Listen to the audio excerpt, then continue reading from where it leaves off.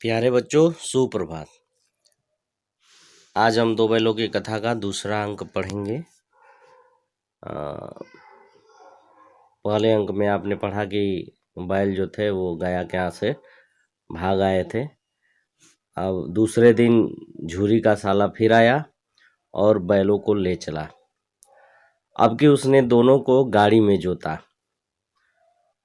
2-4 बार मोती ने गाड़ी को सड़क की खाई में गिराना चाहा, पर हीरा ने संभाल लिया। वह ज़्यादा सहनशील था। हीरा जो है मोती से ज़्यादा सहनशील था।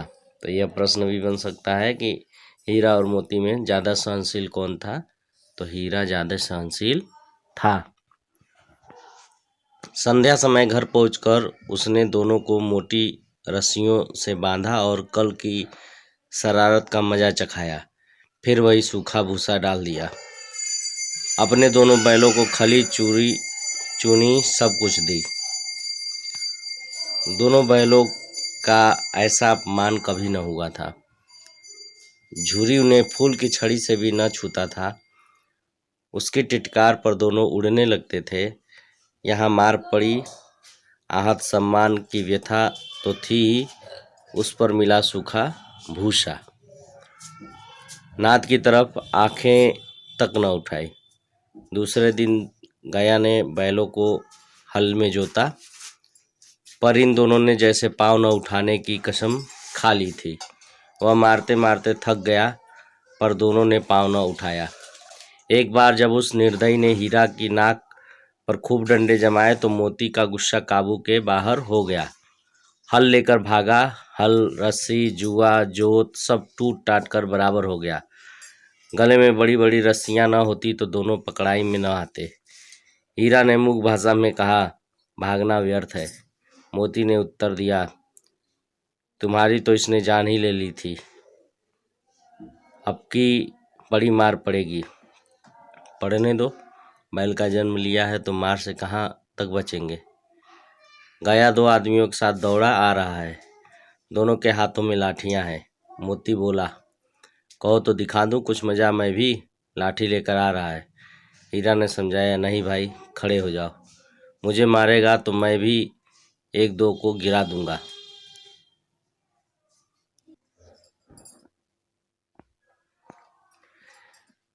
नहीं, हमारी जाति का यह धर्म नहीं है। मोती दिल में ऐंठ कर रह गया। गया आ पहुंचा और दोनों को पकड़ कर ले चला। कुशल हुई कि उसने इस वक्त मारपीट न की, नहीं तो मोती भी पलट पड़ता।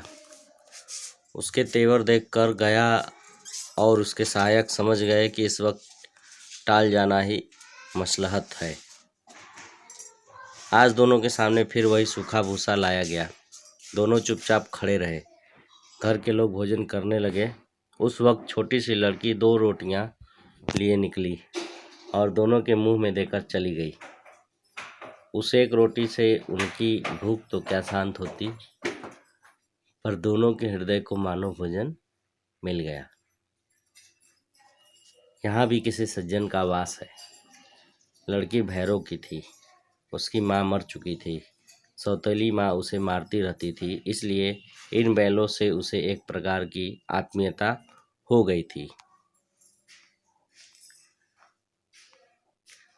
दोनों दिन भर जोते जाते, डंडे खाते, अड़ते, शाम को थान पर बांध दिए जाते और रात को वही बालिका उन्हें 2 रोटियां खिला जाती। प्रेम के इस प्रसाद की यह बरकत थी कि 2-2 गाल सूखा भूसा खाकर भी दोनों दुर्बल न होते थे, मगर दोनों की आंखों में रोम रोम में विद्रोह भरा हुआ था। एक दिन मोती ने मूक भाषा में कहा, अब तो नहीं सहा जाता हीरा, क्या करना चाहते हो? 1-8 को सींगों पर उठाकर फेंक दूंगा। लेकिन जानते हो, वह प्यारी लड़की जो हमें रोटियां खिलाती है उसी की लड़की है, जो इस घर का मालिक है। यह बेचारी अनाथ न हो जाएगी तो मालकिन को न फेंक दूं? वही तो उस लड़की को मारती है। लेकिन औरत जात पर सिंग चलाना मना है, यह भूले जाते हो? तुम तो किसी तरह निकलने ही नहीं देते। बताओ, तुड़ा कर भाग चलें? हाँ, यह मैं स्वीकार करता हूँ, लेकिन इतनी मोटी रस्सी टूटेगी कैसे? इसका एक उपाय है, पहले रस्सी को थोड़ा सा चबा लो, फिर एक झटके में जाती है। रात को जब बालिका रोटियां खिलाकर चली गई, दोनों रस्सियां चबाने लगे, पर मोटी रस्सी मुंह में न आती थी। बेचारे बार बार जोर लगाकर रह जाते थे। सहसा घर का द्वार खुला और वही लड़की निकली। दोनों सिर झुकाकर उसका हाथ चाटने लगे। दोनों की पूंछ खड़ी हो गई। उसने उनके माथे सहलाए और बोली, खोल देती हूँ, चुपके से भाग जाओ, नहीं तो यहाँ लोग मार डालेंगे। आज घर में सलाह हो रही है कि इनकी नाकों में नाथ डाल दी जाए। उसने गराव खोल दिया, पर दोनों चुपचाप खड़े रहे। मोती ने अपनी भाषा में पूछा, अब चलते क्यों नहीं? हीरा ने कहा, चले तो, लेकिन कल इस अनाथ पर आफत आएगी, सब इसी पर संदेह करेंगे। सहसा बालिका चिल्लाई, दोनों फूफा वाले बैल भागे जा रहे हैं। ओ दादा दादा, दोनों बैल भागे जा रहे हैं, जल्दी दौड़ो। गया हड़बड़ाकर भीतर से निकला और बैलों को पकड़ने चला। वे दोनों भागे। गया ने पीछा किया और भी तेज हुए। गया ने शोर मचाया, फिर गांव के कुछ आदमियों को भी साथ लेने के लिए लौटा। दोनों मित्रों को भागने का मौका मिल गया। सीधे दौड़ते चले गए, यहाँ तक कि मार्ग का ज्ञान न रहा। जिस परिचित मार्ग से आए थे उसका यहाँ पता न था। नए नए गांव मिलने लगे। तब दोनों एक खेत के किनारे खड़े होकर सोचने लगे, अब क्या करना चाहिए। हीरा ने कहा, मालूम होता है राह भूल गए। तुम भी बेतहाशा भागे, वहीं उसे मार गिराना था। उसे मार गिराते तो दुनिया क्या कहती? वह अपना धर्म छोड़ दे, लेकिन हम अपना धर्म क्यों छोड़ें? दोनों भूख से व्याकुल हो रहे थे। खेत में मटर खड़ी थी, चरने लगे। रह रह कर आहट ले लेते थे, कोई आता तो नहीं है। जब पेट भर गया, दोनों ने आज़ादी का अनुभव किया तो मस्त होकर उछलने कूदने लगे। पहले दोनों ने डकार ली, फिर सींग मिलाए और एक दूसरे को ठेलने लगे। मोती ने हीरा को कई कदम पीछे हटा दिया, यहाँ तक कि वह खाई में गिर गया। तब उसे भी क्रोध आ गया। संभल कर उठा और फिर मोती से मिल गया। मोती ने देखा खेल में झगड़ा हुआ चाहता है तो किनारे हट गया। अरे यह क्या? कोई सांड दौड़ता हुआ डौंकता चला आ रहा है। हाँ, साड़ी है। वह सामने आ पहुंचा। दोनों मित्र बंगले झांक रहे हैं।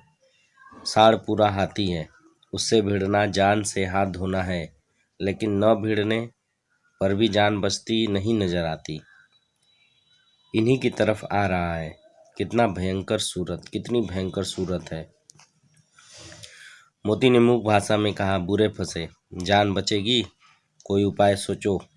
हीरा ने चिंतित स्वर में कहा, अपने घमंड में भूला हुआ है, आरजू बिनती न सुनेगा।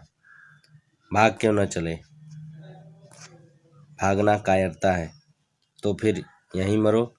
बंदा तो 9 2 11 होता है, और जो दौड़ाए। तो फिर कोई उपाय सोचो जल्द। उपाय यही है कि उन पर दोनों जन एक साथ चोट करें। मैं आगे से रगेदता हूँ, तुम पीछे से रगेदो। दोहरी मार पड़ेगी तो भाग खड़ा होगा। मेरी झपटे, तुम बगल में उसके पेट में सिंग घुसेड़ देना। जान जोखिम है, पर दूसरा उपाय नहीं है। दोनों मित्र जान हथेलियों पर लेकर लपके। सांड को भी संगठित शत्रुओं से लड़ने का तजर्बा न था।